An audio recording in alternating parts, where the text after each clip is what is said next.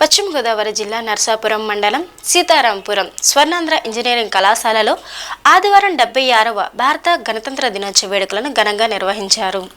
జాతీయ పతాకాన్ని ఆవిష్కరించి ప్రజాస్వామ్య విలువలను కాపాడుతూ దేశ సమైక్యత సమగ్రతలను పరిరక్షణ పురోగతి కొరకు అందరూ సమిష్టిగా కృషి చేయాలని నర్సాపురం ఆర్డీఓ దాసి రాజు ప్రజలకు పిలుపునిచ్చారు. ఈ సందర్భంగా ఆయన మాట్లాడుతూ ముందుగా అందరికీ గణతంత్ర దినోత్సవ శుభాకాంక్షలను తెలియజేశారు. 76వ గణతంత్ర దినోత్సవ వేడుకలను సీతారాంపురం స్వర్ణాంధ్ర ఇంజనీరింగ్ కళాశాలలో ఘనంగా నిర్వహించడం అభినందనీయమని అన్నారు.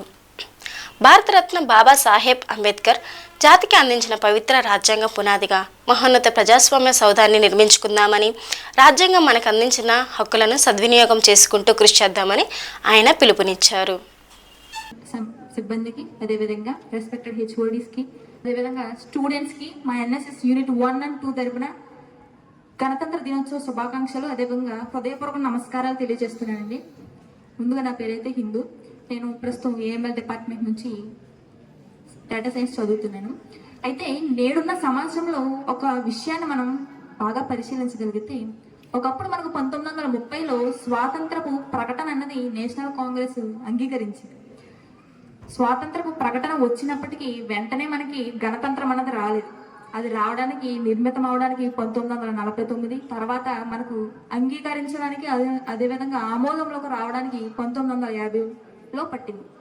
అయితే మిత్రులారా, గమనిస్తే ఒక గణతంత్ర దినోత్సవం, ఒక స్వాతంత్ర దినోత్సవం మనకు గడిచి సుమారు 76 సంవత్సరాలు కావచ్చినప్పటికీ మన దేశంలో ఉన్న ప్రస్తుత పరిస్థితిని మనం చూస్తే 76 సంవత్సరాలు ఖరీదు చేస్తే ఇటువంటి మార్పు అయితే మనకు అంతగా కనిపించట్లేదు. అయితే ఎన్నో కథనాలను మనం చూసుకుంటూ వచ్చాం, ఎంతో విధానాన్ని మనం చూసుకుంటూ వచ్చాం. అయినప్పటికీ ఇంకా మన India still it is a developing country. అయితే ఎవరు దీంట్లో కీలక పాత్ర పోషిస్తారు అంటే, ప్రాముఖ్యంగా ఒక విషయాన్ని మీకు తెలియచేయడానికి ఇష్టపడుతున్నానండి. గడిచిన కథనంలో కానీ, భూతకాలంలో కానీ, అదేవిధంగా వర్తమాన కాలంలో కానీ మనం ఒకసారి గమనిస్తే, నేటి వరకు ఎవరైతే ఎడ్యుకేషనల్ రెవల్యూషన్స్ ఉన్నారో వారందరిలో అంబేద్కర్ గారిది ప్రపంచవ్యాప్తంగా మొదటి స్థానాన్ని ఆయన గెలుచుకున్నారు.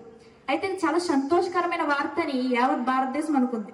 అయితే దీని వెనకాల 2 కథనాలు ఉన్నాయి. ఒకటి, అసలు ఎందుకంత స్థితిలో ఆయన ఉన్నారంటే, మొదటిది ఆయన చదివిన విద్య చాలా ఎక్కువ.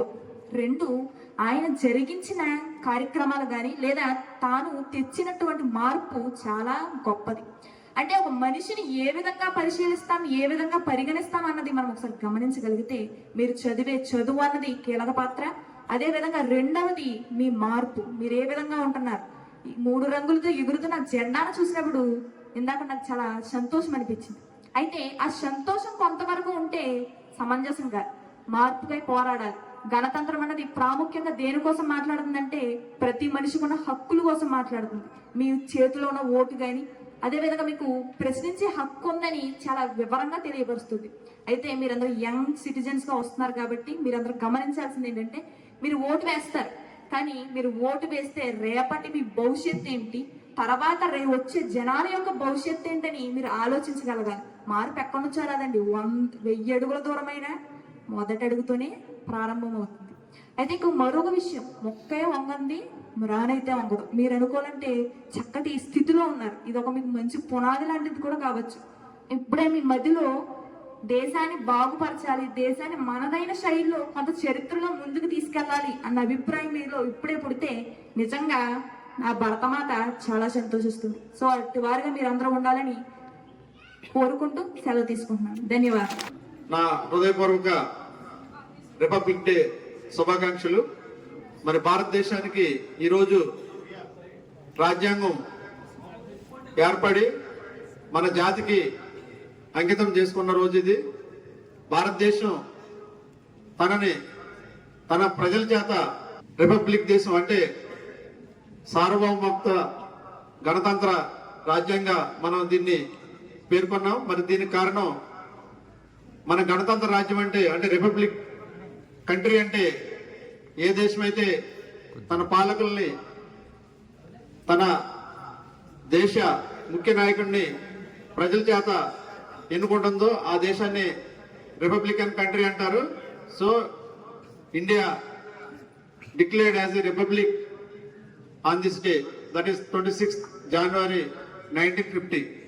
మరి ఏ దేశానికైనా మనకు స్వాతంత్రం వస్తుంది. స్వాతంత్రం వచ్చిన తర్వాత ఆ స్వాతంత్రం దాన్ని మనం ఎలా పరిపాలించుకోవాలి, ఏ విధంగా ఈ ప్రజలకి తను అనుకున్న దేశం స్వాతంత్రం సాధించి దేనికోసం మనం సాధించుకున్నామో అది మనం సంపాదించుకోవాలంటే మనకంటూ ఒక చట్టం ఉండాలి. అంటే మనల్ని పరిపాలించే ఒక పుస్తకం ఉండాలి.